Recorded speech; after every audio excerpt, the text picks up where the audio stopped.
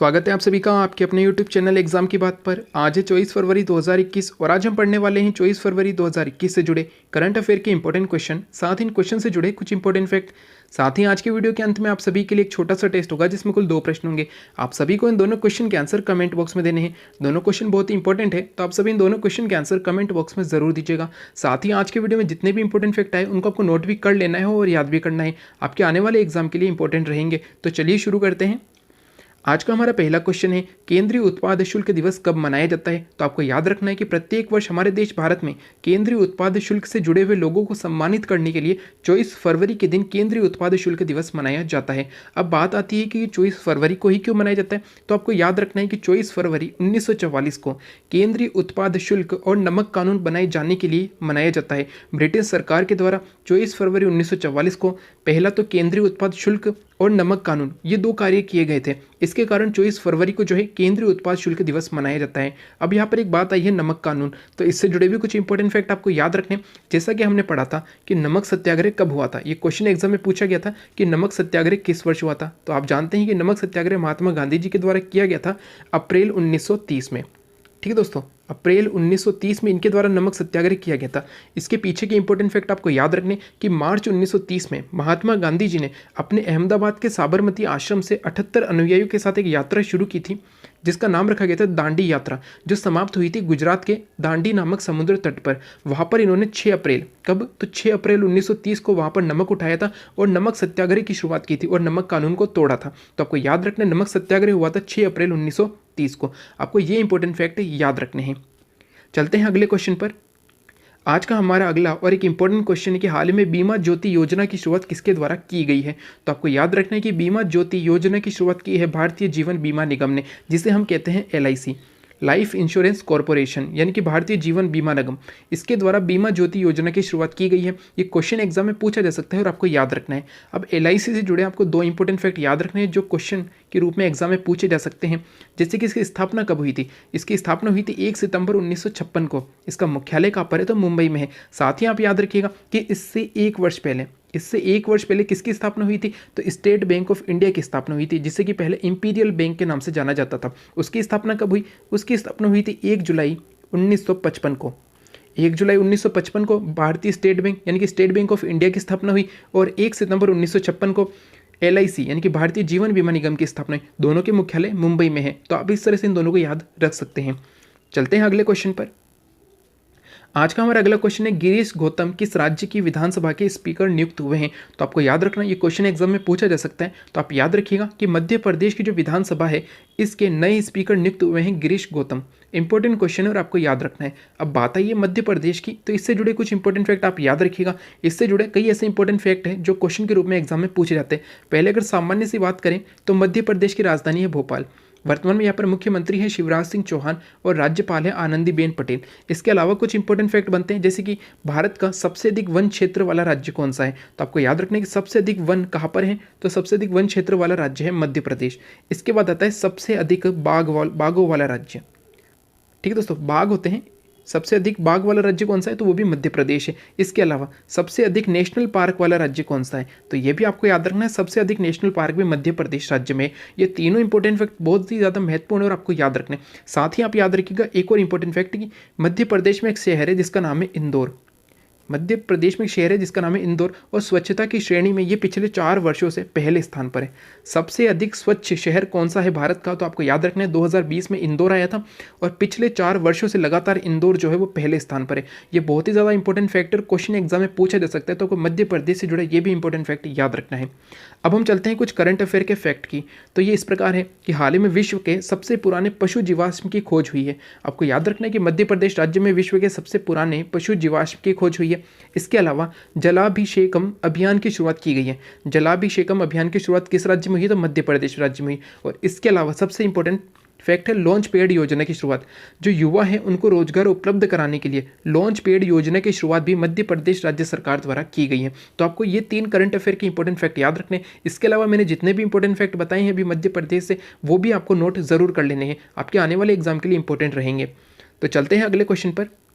आज का हमारा क्वेश्चन नंबर 4 और एक और इंपॉर्टेंट क्वेश्चन है कि देश में निर्मित सतह से हवा में मार करने वाली VLSRSAM मिसाइल किसके द्वारा जो है इसका सफल परीक्षण किया गया है? तो आपको याद रखना है कि डीआरडीओ के द्वारा देश में निर्मित सतह से हवा में मार करने वाली, इसका नाम आप याद रखिएगा VLSRSAM। इसका सफल परीक्षण किया है डीआरडीओ ने, ये इंपॉर्टेंट है और आपको याद रखना है। इसके अलावा डीआरडीओ से जुड़े इंपॉर्टेंट फैक्ट जो मैं आपको हमेशा बताता हूँ और आपको याद भी रखने, इसकी स्थापना कब हुई? इसकी स्थापना हुई थी 1958 में। और इससे जुड़ा एक और इंपॉर्टेंट फैक्ट याद रखिएगा कि अमेरिका ने की थी नासा की स्थापना 1958 में और भारत ने की थी डीआरडीओ की स्थापना। आपको ये दोनों एक साथ याद रखने। नासा का जो मुख्यालय है वो अमेरिका की राजधानी वॉशिंगटन डीसी में है। डीआरडीओ का मुख्यालय वो भारत की राजधानी नई दिल्ली में है। डीआरडीओ के वर्तमान में प्रमुख कौन है? तो वर्तमान में प्रमुख है डॉक्टर जी सतीश रेड्डी। आपको ये सभी इंपॉर्टेंट फैक्ट याद रखने। और हाल ही में जो है केंद्र सरकार के द्वारा डॉक्टर जी सतीश रेड्डी के कार्यकाल को 1 वर्ष के लिए बढ़ाया गया है। आपको ये भी इंपॉर्टेंट फैक्ट याद रखना है। चलते हैं अगले क्वेश्चन पर। अगर बात करें कुछ इंपॉर्टेंट फैक्ट की तो ये कुछ इस प्रकार है कि मध्य प्रदेश विधानसभा में मध्य प्रदेश धार्मिक स्वतंत्रता विधेयक 2020 पेश किया गया है। ये क्वेश्चन एग्जाम में पूछा जा सकता है कि हाल ही में धार्मिक स्वतंत्रता विधेयक 2020 किस राज्य की विधानसभा में पेश हुआ है? तो मध्य प्रदेश की विधानसभा में पेश हुआ है। आपको याद रखना है। इसके अलावा प्रधानमंत्री नरेंद्र मोदी जी के द्वारा आईआईटी खड़गपुर में doctor Shyama Prasad Mukherjee institute of medical sciences and research centre का उद्घाटन किया गया है। आपको याद रखना है। क्वेश्चन ये पूछा जा सकता है कि हाल ही में किस संस्थान में डॉक्टर श्यामा प्रसाद के नाम पर रिसर्च सेंटर का उद्घाटन किया गया है? तो ये है आईआईटी खड़गपुर में, जो पड़ती है पश्चिम बंगाल में। पश्चिम बंगाल राज्य में है आईआईटी खड़गपुर और इसी में doctor Shyama Prasad Mukherjee institute of medical sciences and research centre का उद्घाटन किया है। और किन्होंने किया है? तो प्रधानमंत्री नरेंद्र मोदी जी ने किया है। और इसका निर्माण भी जो है वो आईआईटी खड़गपुर के द्वारा ही करवाया गया है। इसी कैंपस में स्थित है और इसका निर्माण भी आईआईटी खड़गपुर ने कराया है। आपको ये सभी इंपॉर्टेंट फैक्ट याद रखने हैं आज के दिन से जुड़े हुए। चलते हैं अगले क्वेश्चन पर। आज का हमारा अगला और एक और इम्पोर्टेंट क्वेश्चन है कि किस देश ने महिलाओं को थल सेना, वायु सेना एवं नौसेना में शामिल करने की मंजूरी दे दी है? तो अभी जो है सऊदी अरब ने जो महिलाओं को थल सेना, वायु सेना एवं नौसेना, इन तीनों सेनाओं में शामिल करने की मंजूरी दे दी है। अभी तक जो है सऊदी अरब में महिलाओं पर कई तरह की पाबंदियाँ होती हैं, लेकिन अब सऊदी अरब ने महिलाओं को इन तीनों सेनाओं में जो है शामिल करने को मंजूरी दे दी है। इंपॉर्टेंट क्वेश्चन बन सकता है आने वाले एग्जाम के लिए और आपको याद रखना है। चलते हैं अगले क्वेश्चन पर। आज का हमारा अगला और एक और इम्पोर्टेंट क्वेश्चन है कि 30वें एडियाट्रिक पर्ल टूर्नामेंट में भारतीय मुक्केबाजी दल ने कितने पदक जीतकर शीर्ष स्थान हासिल किया है? तो आपको ये याद रखना है कि अभी कौन सा एडियाट्रिक पर्ल टूर्नामेंट हुआ है? तो 30वां हुआ है। और इसमें हमारे देश भारत की जो मुक्केबाजी दल है यानी कि टीम है, इसने कुल 10 पदक जीते हैं। और इसी के साथ इसने शीर्ष स्थान प्राप्त कर लिया है। ये क्वेश्चन एग्जाम में जरूर पूछा जा सकता है और आपको याद रखना है। साथ ही आपको याद रखना है कि 10 पदक से किस प्रकार मिले हैं? तो आप याद रखिएगा 5, 3 और 2। 5 इसे मिले हैं गोल्ड मेडल, ठीक है, तो यानी कि स्वर्ण मिले हैं 5, रजत मिले हैं इसे 3 और कांस्य मिले हैं 2, यानी कि कुल मिलाकर 10 पदक जीते हैं। और इसी के साथ हमारा देश भारत की जो मुक्केबाजी टीम है ये 30वें एडियाट्रिक पर्ल टूर्नामेंट में शीर्ष पर रही है।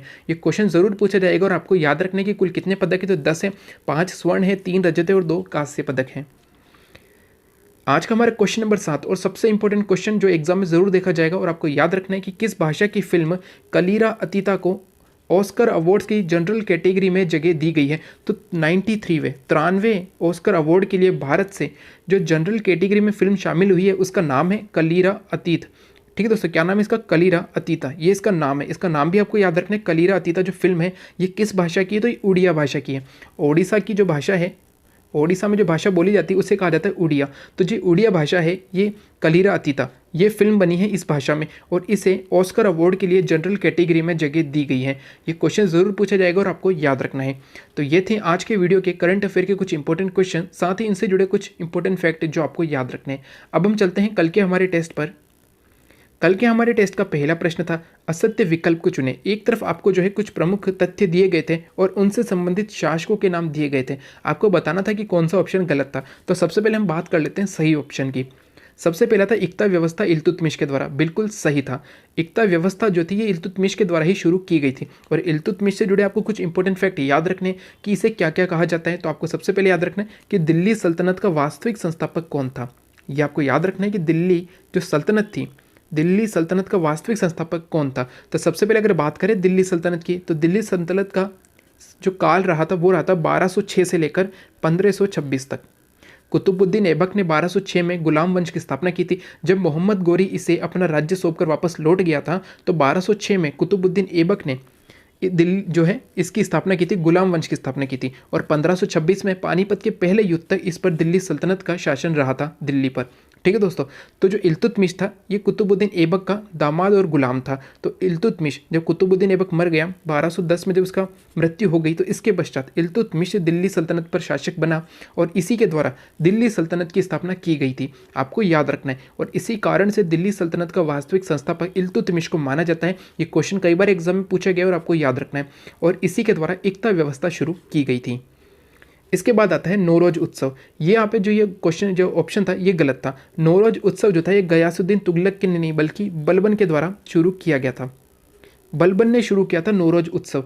ये नौरोज उत्सव होता क्या था, तो जो पारसी वर्ष होता है, जैसे कि हिंदू वर्ष होता है, ठीक है दोस्तों, इंग्लिश जो अंग्रेज वर्ष होता है, अंग्रेजी वर्ष होता है, उसी प्रकार एक वर्ष होता है पारसी वर्ष। तो जब पारसी वर्ष की शुरुआत होती है तो उस दिन नौरोज उत्सव मनाया जाता है। और इसी नौरोज उत्सव को बलबन के द्वारा शुरू किया गया था। आपको याद रखना है कि बलबन ने ही नौरोज उत्सव शुरू किया था। और बलबन को क्या कहा जाता था, तो ये चालीसा का सदस्य था। आपको याद रखना है, चालीसा का सदस्य किसे कहा जाता था, या चालीसा सदस्य का मुखिया कौन था, प्रमुख व्यक्ति, तो वो था बलबन, जो कि बाद में जाकर दिल्ली सल्तनत का शासक बनता है। आपको ये सभी इंपॉर्टेंट फैक्ट भी याद रखने हैं। अगला था हुलिया प्रणाली।